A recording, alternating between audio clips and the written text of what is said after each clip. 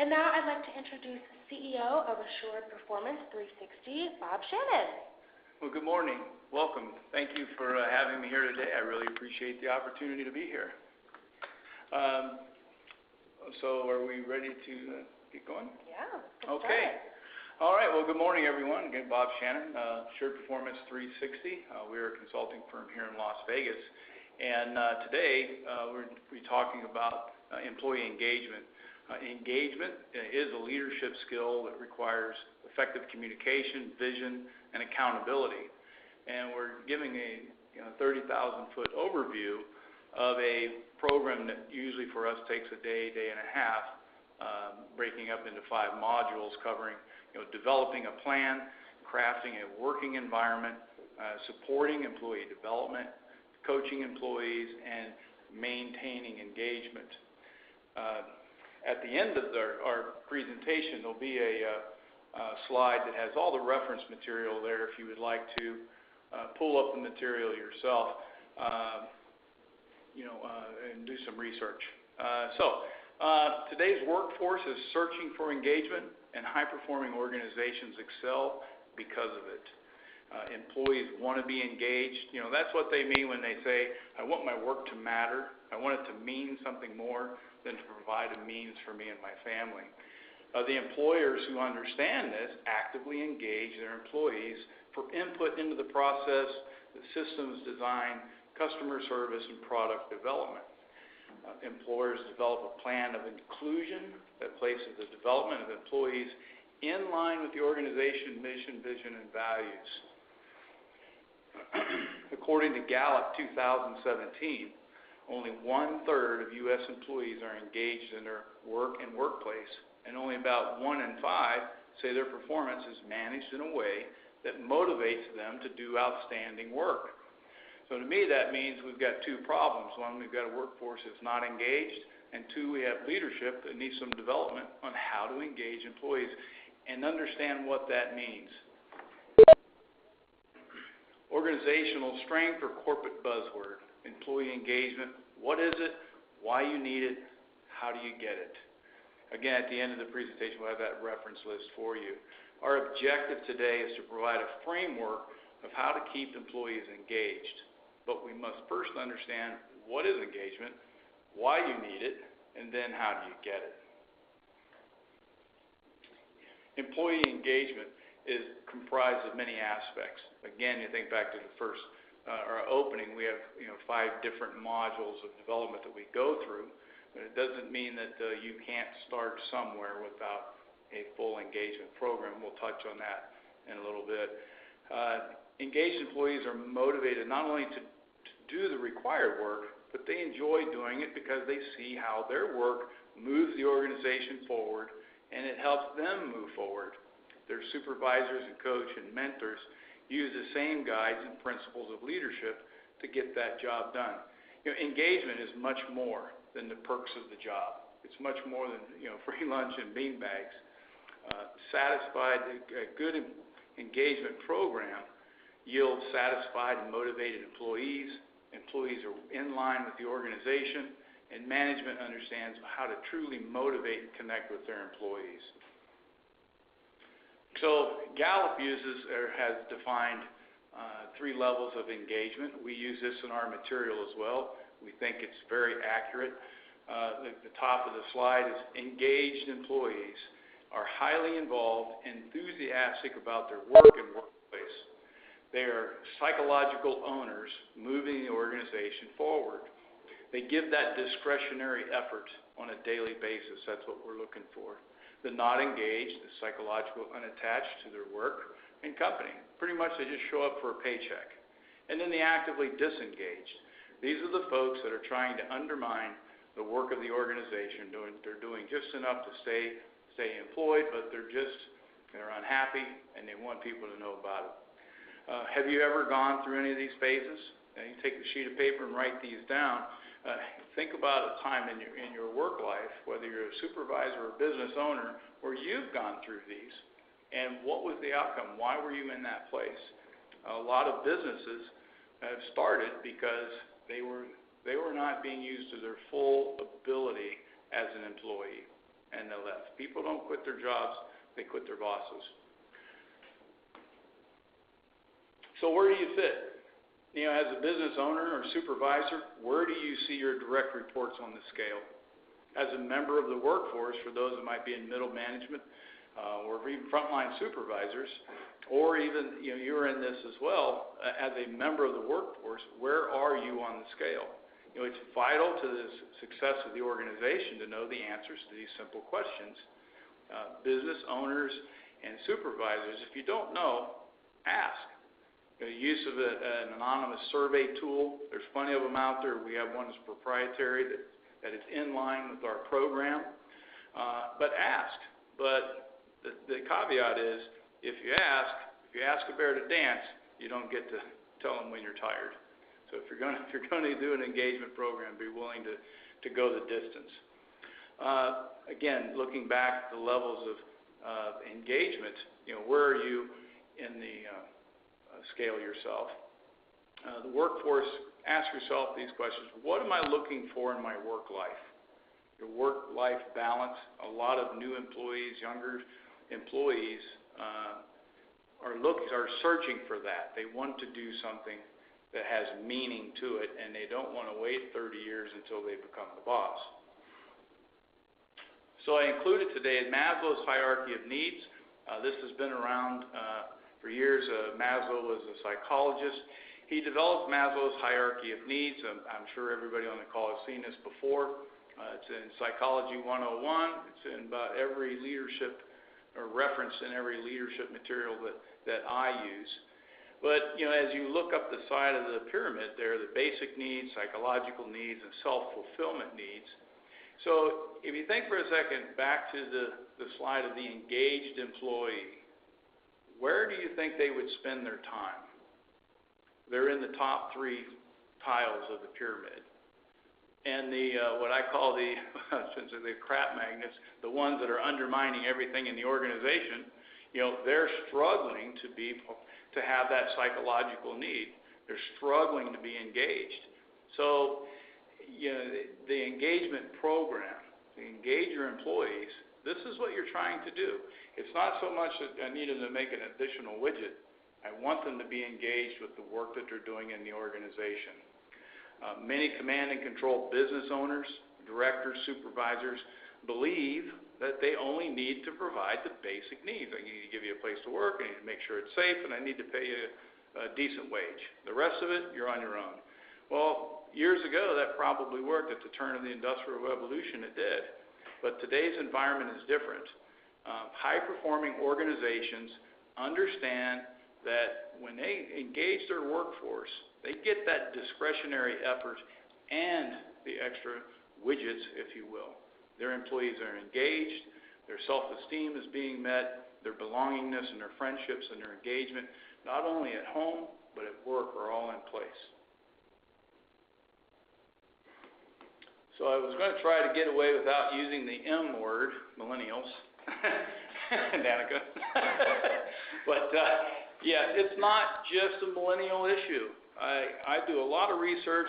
I'm on a lot of conference calls. I do attend a lot of conferences and talk with, I'm part of a network of over 400 partners around the globe. And I hear most of them say, it's a millennial problem. It's a millennial thing. Well, I'm here to tell you, if you look at this slide, I'm a baby boomer. And, they're only 35% engaged. According to Gallup, this is a slide out of the Gallup survey. Again, you'll have access to that. But the percentage of engagement in 2016, let's take a look at it. Millennials, 31%. The Gen Xers were 33%, and the Boomers are 35%. Well, that's only 4% different. So we're all looking for the same thing. When I talked with Danica before we come in for this webinar, it was about that. I wanted my work to mean something. I wanted to be engaged. I wanted more than just providing for my family. I mean, that's Maslow's hierarchy of needs, right at the top. And, those, at any time, we can pass through those tiles of the pyramid, but we really want to help our employees for the success of them and the success of the organization to keep them in those top three tiles. So, anyway, it's not just a millennial issue. It's not just a millennial problem. I don't even see it as a problem. So why do you need it? Why do you need employee engagement? It reduces turnover, it reduces the churn within your organization. Increase employee retention and the ability to attract the best talent. Because what are they going to do? They're going to tell their friends, you really need to work for this place. Optimize business performance, improve customer satisfaction, which fills the pipeline for your business. The results of engagement are clear. According to Gallup, engaged workforces produce 17% more than non-engaged workforces. Again, it's a great survey. I love it. I'm a little analytical, so I'm always looking at this stuff. I just told Danica I wish it had more pictures because I could get through the material faster. But it's interesting stuff for guys like me.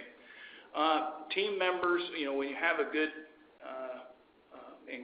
employee engagement program, team member knows what the expectations are. They have developed new skills because you're providing new skills for them, and they're looking for opportunities to use those new skills. So it's truly a win-win-win situation. So how do you achieve engagement? Well, I'll tell you for certain, it's not by happy accident. It's a designed process.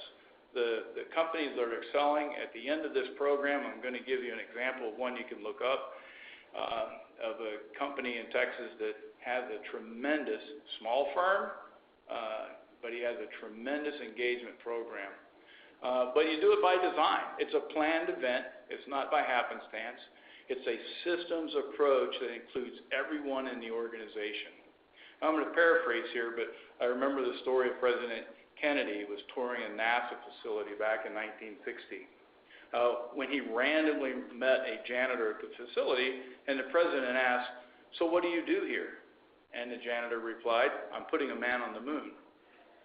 That is the essence of engagement. Everybody in the organization knows how critical their role is, to make the organization, to make the mission successful. So he knew that at the end of the workday, he's coming in to take care of the facility, that the facility has to be ready to go the next day so that the scientists and everyone else that could come in and get right to work on their job. So everybody knew what their role was. So that's the essence of engagement. The elements of empowerment. So wait a minute, the title just changed, Bob. It used to say engagement. Well, engaged employees are empowered. That's what you want them to do. You want them to be able to do their job and do it well. So how do you do that? The role descriptions are clearly defined. They want to know what they're responsible for. And they want to know what the next step is, so they know what they're working towards. The boundary and conditions, the parameters. What authority do they have? Do they have the authority to act? Do they have the authority to act and then advise the upper level? Or do they have to check first before acting? Or all decisions are made at the next level? But they have to know what that is and when they're able to move through that. So you can see when they move through that process, they become more engaged. Skills are well-designed and well-developed, and because they're developed, because you have a program in place that is developing those skills, more than the technical skills. We're talking about leadership skills. That's really, engagement is a leadership skill, and we talked about that in the beginning. The resources to do it, the tools, equipment, technical reports, and the support at the end is emotional and psychological support. You're not successful every day. You're going to have ups and downs. Celebrate the successes and help them through the low times. So work alongside them. Get up from your desk. Don't send emails. Walk the 30 feet and go down and talk to them. So, okay, my slide just moved up a little bit. So we're talking about traditional command and control management to empowering leadership. And if you look at the two different pages, if you will, within the tile, within the slide, you can see the traditional management versus the empowering. And you're developing the leader. And that's what we're doing when we've got a good engagement program. Remember that engaged employees are psychological owners. they're enthusiastic about their work, they're highly involved. Increased communication builds trust within your organization. And you cannot move an organization forward without trust. Trusting employees are engaged and become high-performing team members, and high-performing teams get the results above any other type of management that we have. So if you look at those two tiles, where do you want to be working? What type of management style would you like to be part of?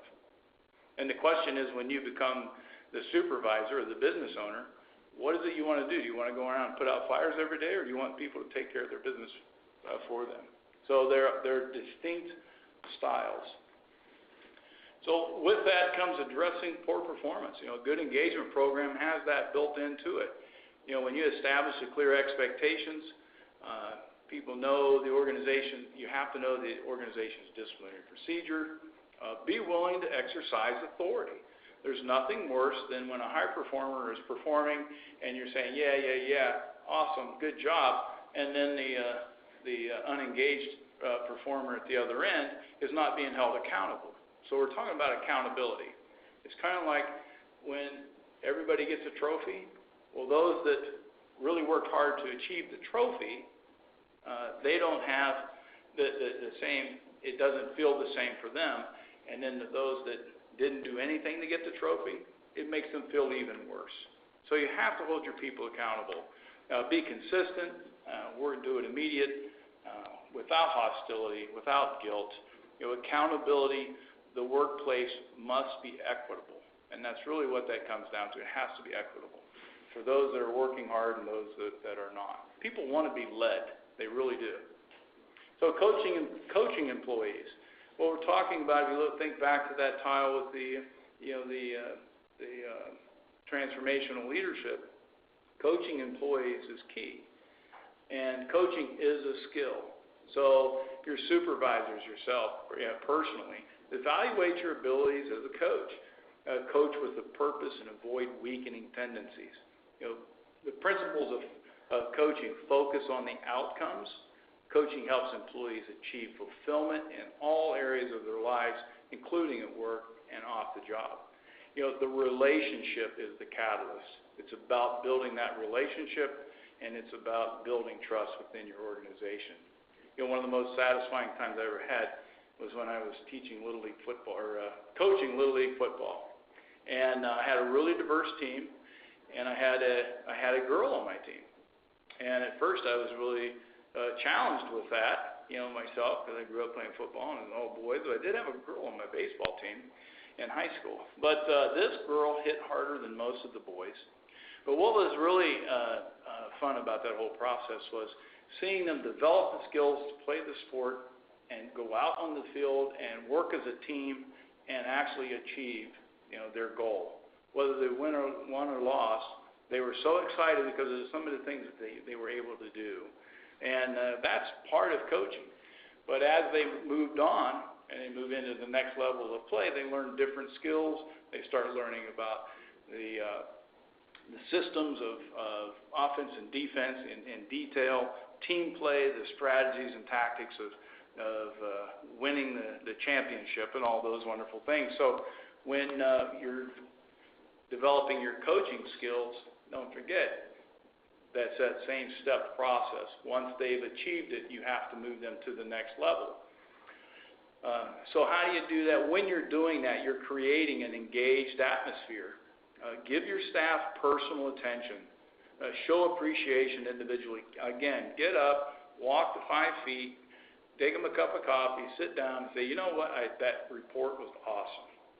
Because when you do that and you give them that feedback and they know it's sincere, so when you have to go say, hey, that report really wasn't on the mark, they're like, yeah, I know, it probably wasn't my best work, but here's why. And then your response is, well, how can I help you? Am I giving you too much work? What is it that I'm doing? Self-reflection as a leader is the very first step in leadership. And at the end, we've got some 3 takeaways for you, and we talk about that. But again, it must be equitable for everyone, sincere and timely. Recognition and rewards is a must, and it must be in line with the mission, vision, and value statement. Don't give awards for non-performers. It just undermines everything. So how do you maintain it on a daily basis? Developing an atmosphere of engagement takes commitment. Supervisors must daily live the culture they desire within their organization. Team identity is a great tool, but not at the expense of other teams. Don't pit sales against marketing. That's a recipe for disaster. It's a team, and what's my part for the whole team? Some examples are Ford, quality is job one. Nike, just do it. Army, be all you can be. I've always liked that one, even though I wasn't in the military. But at the bottom here, you see Donovan Industrial. And that is the company I was telling you about. It has a tremendous engagement program. His employees are engaged. He does not have high turnover. In an industry that is full of high turnover and accidents, this company is excelling. And he does that because he has a full engagement program. So it's Donovan Industrial. They're in Orangefield, Texas. His company slogan is, "Now you have a choice." When his employees are hired, they go through a safety process, and at the end of that, they sign a pledge. And at the top of that pledge, it says, "Not on my watch. I will not do something that does not meet our safety standards."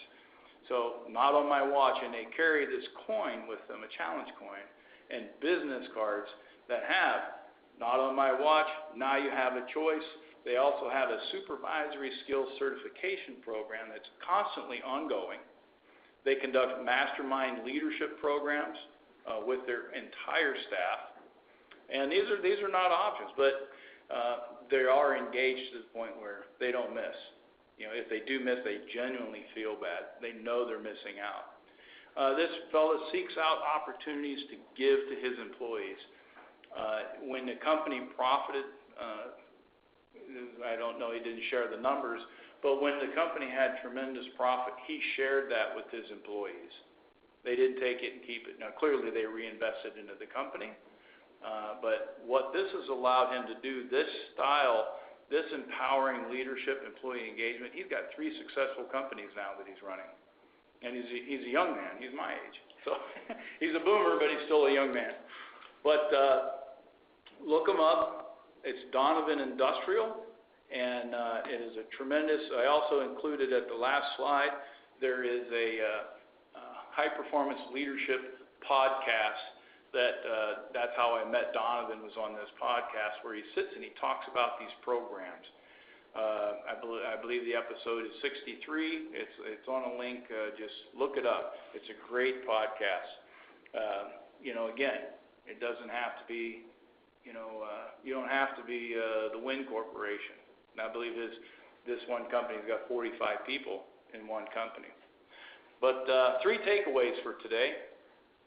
We're in the fourth quarter of 2017. So as you reflect on why you're here today, why you're listening in, what would you like to do with your company? Now's the time to start thinking about the spring of 2018. How are you going to make a difference within your organization? Because the 3 takeaways are this. Organizations are perfectly designed to get the results that they are getting. Their organization is perfectly designed to get the results that they are getting. The cost of turnover is estimated to be 30% of an employee's annual salary. So whatever it is that you're paying every time that you have to replace that person, the churn of the organization, it's 30% every time. And CPA, not everybody's a certified public accountant, but CPA. That's self-reflection for leaders, self-reflection for employees, and it's simple. Did I cause it? Did I participate in it? And did I allow it? Now you can look at that as a positive as well. Did I cause their success? Did I participate in their success? Did I allow their success to happen? Or did I cause that problem? Did I participate in creating that problem? Did I allow that problem to continue on because I didn't have the wherewithal to address it early? So right now, I think we're ready for questions. Danica? Yeah, and again, if you'd like to ask a question, feel free to do so in the chat box in the bottom left corner of your screen. And you can also press *7 on your phone to unmute your line. And if there are no questions today, I will give you all a couple of minutes to chime in. But if there aren't any questions, you can always contact Bob. His information is up on the screen, his email, phone number. And if you'd like another copy, I guess, or if you want to see this webinar again just to have the slides and information, it will be up on the members only portal at lzchamber.com, and we'll probably get it up on our YouTube channel about next week, so make sure you give that a change. I know you talked a little bit, and I'm into it because I am a millennial. What do you think specifically would be a good idea for a manager or a supervisor to do generationally? Like, what have you seen in your company or otherwise where there's been differences generationally in managing or engaging in your employees? Well, we see that a lot. Again, I'm a partner of over 400 people around 400 partners around the globe, and we get that question a lot. And what the common thread is, let's it's diversity, celebrate our differences, which is awesome, and embrace those things. But at the same time, you have to bring people in line with the organization. So, is it a tech issue? Is it any number of issues can be addressed through that engagement program, through a development program. But it all starts out with have the conversation. Don't be afraid to ask. Don't let it go. If you're having an issue with someone, or if you are the millennial and you think, oh my gosh, I'm in this environment and I'm not seeing how I'm going to be successful. I don't think I'm making an impact. Sit down, have that discussion with the supervisor. It's really where it starts. Effective communication, remember, is one of the skills of leadership, one of the skills of engagement. Effective communication. So sit down, have the conversation, find out where the voids are. Find out what they're feeling and address them. Very good. Cool. Well, it doesn't look like we have any questions coming in on our end.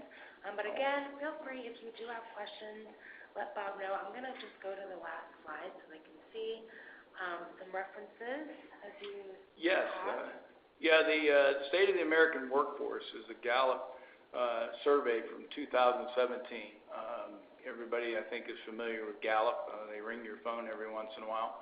But if you go on the Gallup, www.com, the contract may or may not be the right page, but go on www.gallup.com. The Workforce Engagement Survey is called State of the American Workforce. It's right there on the front page.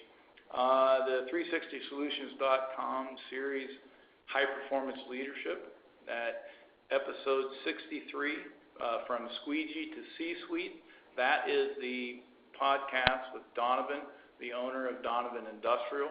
If you've got 30 minutes to spend to listen to a fellow that has literally gone from the squeegee to the C-Suite, it's an interesting podcast. It'll give you some great insight.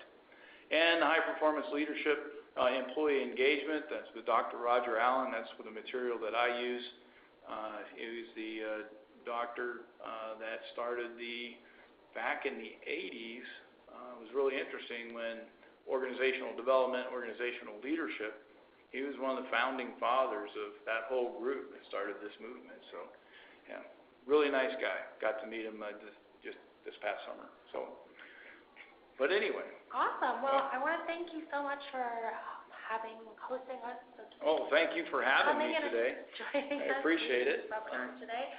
Thank you all so much for joining us on the call. Just want to remind everyone that we have these Chamber University webinar sessions every Friday at 10 a.m.